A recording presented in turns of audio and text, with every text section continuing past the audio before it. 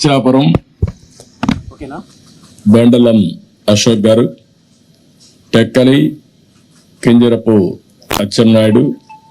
ఆముదాల వలస కోన రవికుమార్, రాజాం కొండ్రు మురళీమోహన్, కురుపాం తోయక జగదీశ్వరి,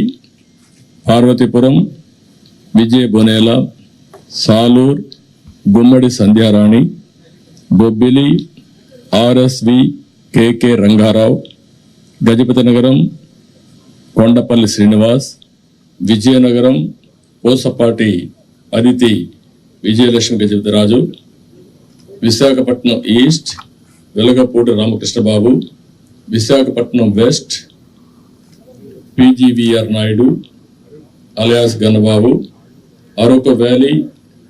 సిరివేరి దొన్నదొర, పాయకరావుపేట వంగలపూడి అనిత,